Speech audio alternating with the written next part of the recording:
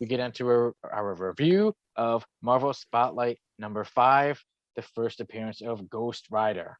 Ooh. All right. You guys ready for me to take this one away? To take Yeah. us all into hell? Pistol? Well, well, Ghost Rider Ghost Rider number 1, Marvel Spotlight number 5, Ghost Rider was conceived and written by Gary Frederick, edited by Stan Lee, drawn by Mike Flug, lettered by John Costa, and aid and abetment by Roy Thomas. You wrote it down the same way I did. I actually screenshotted the picture. So I'm surprised Dukeshire didn't letter this. Dukeshire, this is where he learned how to do his stuff from. Yeah. Right now, so Ghost Rider. We start a story off in the rain, and we see somebody driving through. The narration pretty much tells it as if you are Ghost Rider. And the way it says you are driving through the rain, you are basically, your head is on fire.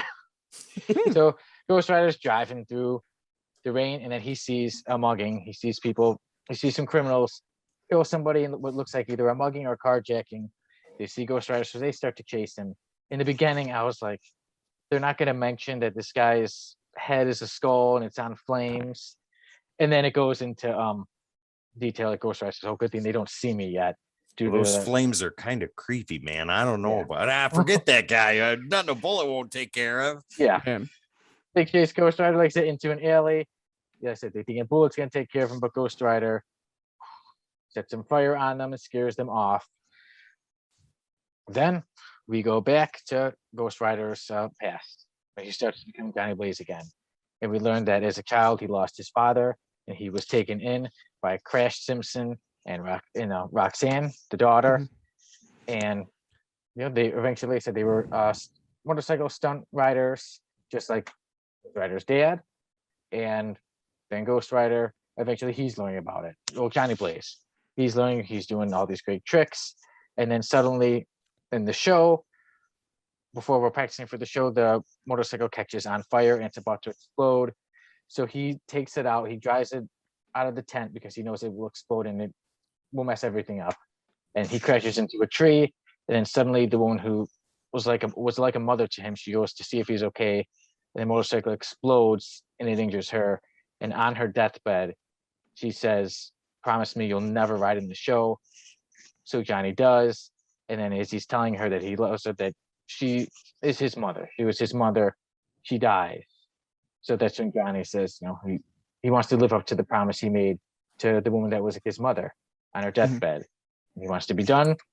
So Crash and Roxanne, they're going forward with the shows. They want to know why he doesn't do it. And he's just kind of staying quiet about it. And even Crash, who's been like a father to him, is like, are you turning yellow? And eventually Johnny Blaze does it. He practices. He says, you know what? I never said I can't ride alone. My promise was not to ride in the show. And Roxanne catches Johnny practicing, doing all these crazy tricks. They talk. They have a bit of a heart-to-heart. There's a big old smooch. And then he's happy. He's in love. But then suddenly the man who's been a father to him, Crash, says he has cancer and he's dying. He has about 1 month left to live.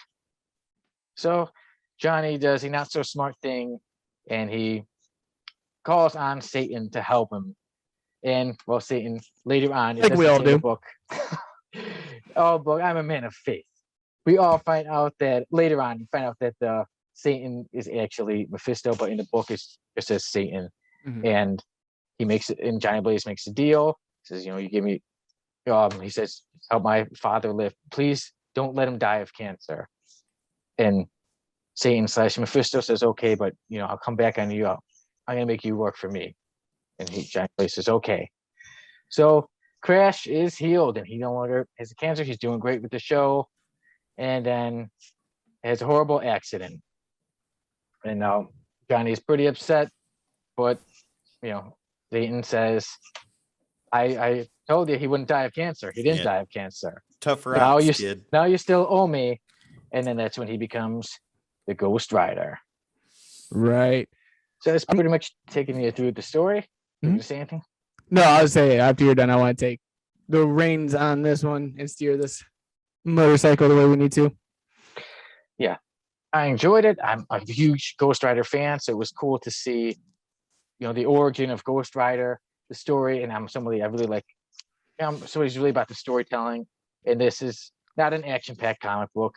This isn't him fighting. He doesn't fight Mephisto or anything like that, but it's his story. It's the story of a fan favorite, somebody I know I'm a big fan of, Ghost Rider, and it was nice to see all these things him growing up. Everything I thought it had emotion, it had excitement.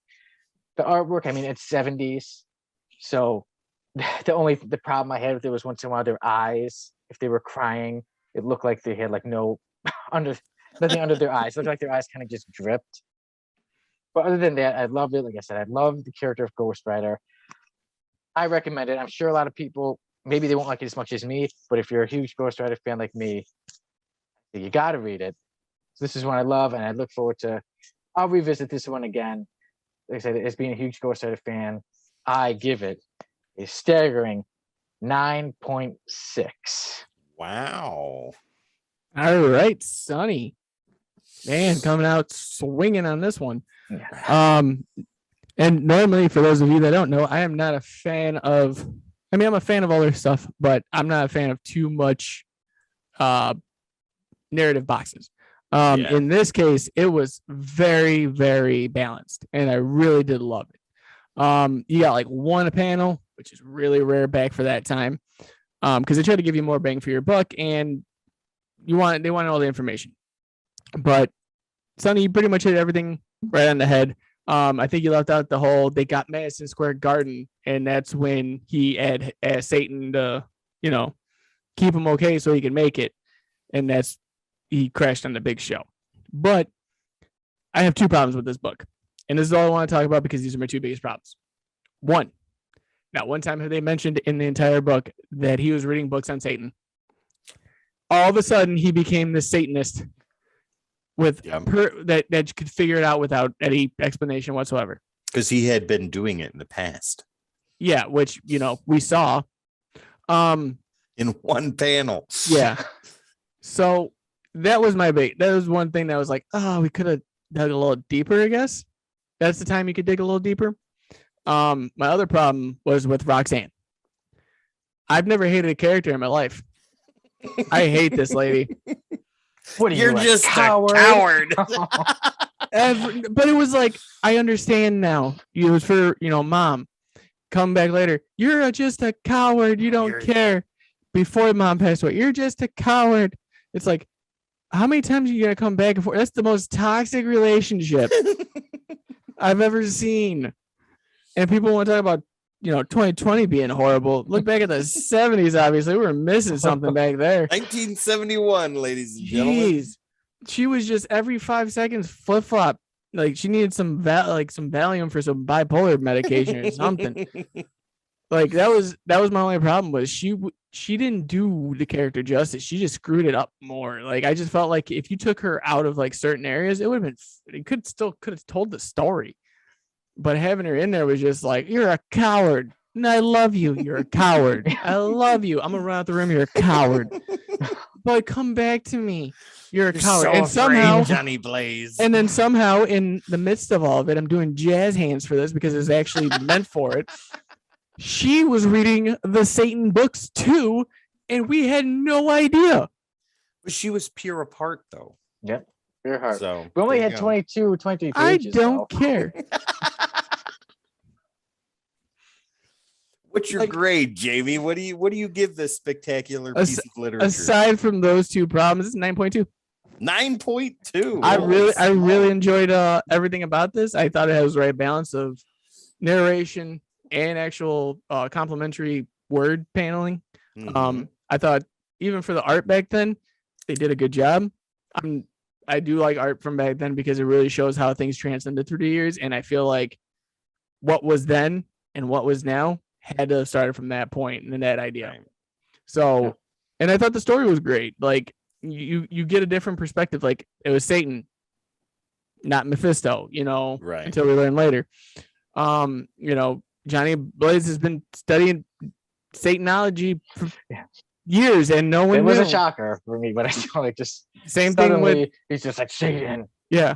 And he's bleeding from the eyes for some reason. And and then you got Roxanne that can just fall off a page. But regardless of that, it's a great story being told.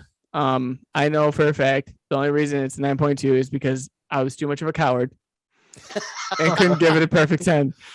Oh. What about Tim? You got a grade for us, or are you just a coward? My grade is Tim's giving it like a 5.2. My grade is significantly lower than your guys's, and I'll tell you I why. actually enjoyed it though. That's weird for me to actually say out loud. It made me want to read more Ghost Rider. Well, see, okay. So here's what I have to say about it. The book itself had lots of drama, and that's a little bit different for a superhero book. And I really loved that pace. There was lots of drama in the book. It wasn't so much action heavy as it was dramatic and emotional, like you said, Sonny. It had good story flow, but it was a bit heavy-handed on the cheese factor and the convenient conclusions to things, like with Johnny Blaze in the one panel.